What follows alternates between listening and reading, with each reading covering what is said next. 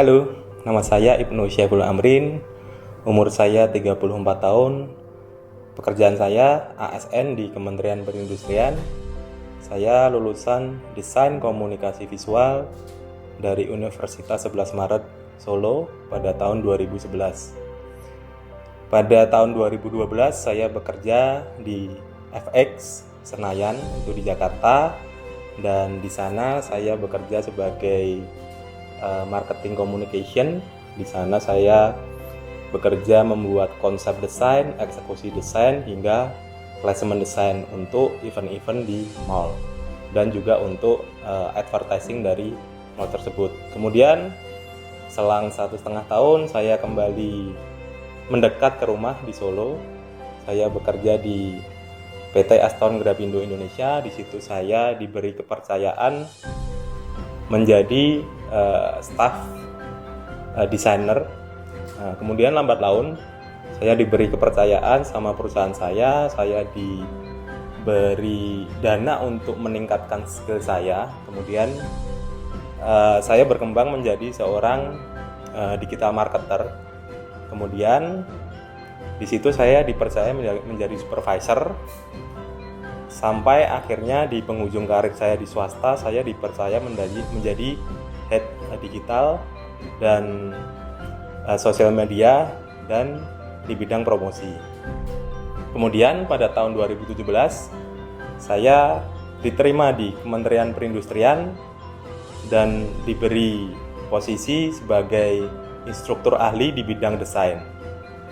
Kemudian saya juga menjadi asesor di bidang desain, di bidang digital marketing, dan di bidang sosial media marketing. Dan sekaligus itu menjadi expertise saya di bidang tersebut, sehingga saya dipercaya menjadi narasumber, sebagai asesor, sebagai penyusun modul, sebagai penyusun kurikulum, hingga dilibatkan dalam penyusunan peta okupasi.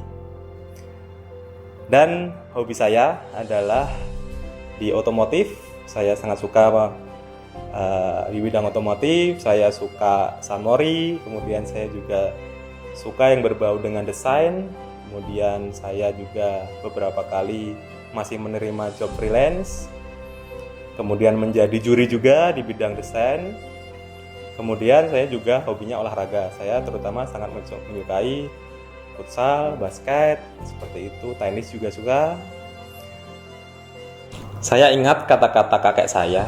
Dia sempat bilang kepada saya, "Janganlah takut kepada siapapun kecuali pada Tuhanmu, karena mereka tidak berhak menghakimimu." Seperti itu.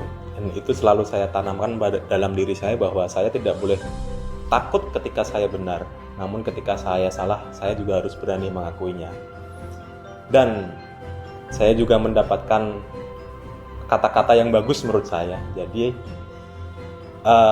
orang tidak akan mencapai titik yang dia inginkan.